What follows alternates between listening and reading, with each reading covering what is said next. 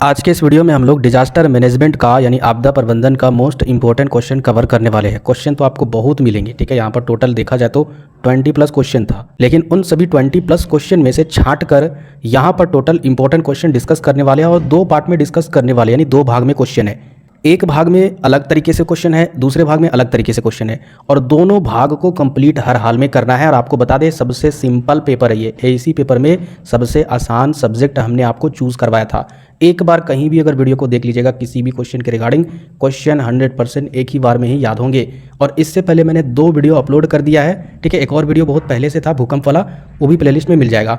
तो वो video upload करने का रीज़न था ताकि उसी तरीके से पॉइंट वाइज, उसी तरीके से आपको सीरीज में आंसर लिखना है, यानी आंसर लिखना कैसे है, आंसर कैसे सेट करना है, वो मैंने आपको उस वीडियो में बता दिया है। तो उस वीडियो को भी देख लीजिएगा ताकि आपको पता चलेगा कि हाँ, अगर इससे रिलेटेड और भी क्वेश्चन पूछे जाएंगे तो हमें पॉइंट वाइज इस तरीके से आंसर देना है।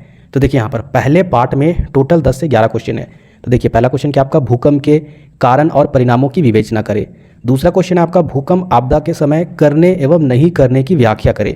देखिए इसी क्वेश्चन में ही आपका कवर हो जाएगा कि आपको भूकंप के समय क्या करना है, क्या नहीं करना है, इसके क्या उपाय है। तो ये एक ही क्वेश्चन हो जाता है। हालांकि हमने यहाँ पर 2 क्वेश्चन में लिखा है तो एक ही क्वेश्चन हो जाता है। जो भी विद्यार्थी अगर भूकंप के बारे में पढ़ेंगे, आप ही बताइए क्या भूकंप में करना है या फिर क्या नहीं करना, उसके बारे में नहीं जानेंगे? बिल्कुल जानेंगे, ठीक है। इसके बाद देखिए, सुनामी के कारणों एवं प्रभावों की विवेचना करें।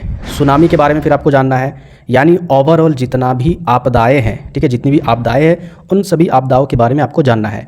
तो जिनमें से मैंने आपको बोला भूकंप, दूसरा सुनामी, तीसरा भूस्खलन, चौथा आपका भारत में वन अग्नि, यानी जो जंगल में आग लग जाती है। आपको पता है कि अभी हाल फिलहाल गर्मी का मौसम था, इस समय भी आग लग गए थे चारों तरफ जंगल में। तो इसके कारणों और प्रभावों का भी वर्णन करना है। और ये सारे जो क्वेश्चन है ना, वो घटना घटित क्वेश्चन है। इसमें आपको डरना नहीं कि कोई थ्योरी है, हम लोग जैसे लिखा रहेगा किताब में वैसे लिखेंगे, ऐसी गलती बिल्कुल मत कीजिएगा। आपके मन में जो भी थॉट आ रहे हैं, जो भी विचार आ रहे हैं, वही आपको आंसर में लिखना है। आगे देखिए नेक्स्ट आपका, सूखा पड़ने में प्रमुख कारणों तथा सूखे के प्रभावों को भी बताना है। इसके अलावा बाढ़ के कारणों एवं परिणामों को भी बताना है। आगे देखिए, मानव जनित आपदाओं से क्या आशय है, मानव जनित आपदा के कारणों का वर्णन करें। ये थोड़ा सा अलग है लेकिन यहाँ पर एक ही जैसा हो जाता है, यानी मानव के द्वारा क्या क्या आपदा आती है। सबसे डेंजर तो मानव है, यानी मनुष्य है। मनुष्य अगर पेड़ नहीं काटेगा तो भाई भूस्खलन नहीं होगा, है ना, बाढ़ नहीं आएगी। तो कहीं ना कहीं मानव के द्वारा जो भी आपदाएं होती है उसके बारे में आपको बताना है। आगे देखिए, प्रकोप एवं आपदा को परिभाषित करें। हम पढ़ रहे हैं सब्जेक्ट आपदा प्रबंधन, और आपदा के बारे में परिभाषित करना ही नहीं आता तो कहीं ना कहीं गलत बात है। तो आपदा को आपको परिभाषित करना आना चाहिए। प्रकोप क्या है, दोनों बात आप समझते हो, सुने हो, लेकिन आपको इसको लिखने में थोड़ा सा कठिन होगा, इसलिए एक आध बार आप कहीं भी लेक्चर देख लीजिएगा। साथ ही साथ इसके प्रकारों को भी बताना है, ठीक है। आगे देखिए नेक्स्ट आपका, आकाशीय बिजली क्या है एवं इसके होने प्रतिकूल प्रभावों का विवरण दें। यानी आकाशीय बिजली का मतलब जो बिजली चमकती है बरसात में, उसके बारे में आपको बताना है। इसके अलावा देखिए, राष्ट्रीय आपदा प्रबंधन प्राधिकरण की विवेचना करें। तो यहाँ पर टोटल 11 क्वेश्चन थे। आपको ये मत समझना है कि 11 क्वेश्चन है। देखिए ये छोटे छोटे टॉपिक है।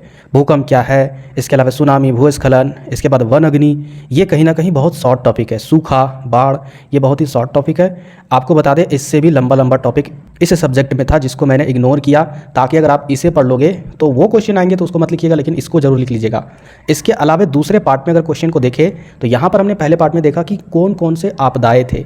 अब यहाँ पर देखेंगे कि किस किस वर्ष किस जगह पर जो आपदा आई थी उसके बारे में आपको लिखना है। आपको बता दे, ठीक है, थोड़ा सा हिंट दे देता हूँ। यहाँ पर जो पहले पार्ट में टोटल जो 11 क्वेश्चन थे, कहीं ना कहीं इसके बारे में आप बचपन से पढ़ते आ रहे हो, इसके बारे में जानते हो। अगर क्वेश्चन नहीं भी पढ़ के जाओगे बाई चांस मिस्टेक से, और अगर आपके एग्जाम में ये क्वेश्चन आ जाता है कि बताइए आकाशीय बिजली क्या है, तो क्या आप इसके बारे में नहीं लिख सकते हो? जो आकाश में बिजली चमकती है इसके बारे में क्या आप नहीं पढ़े हो?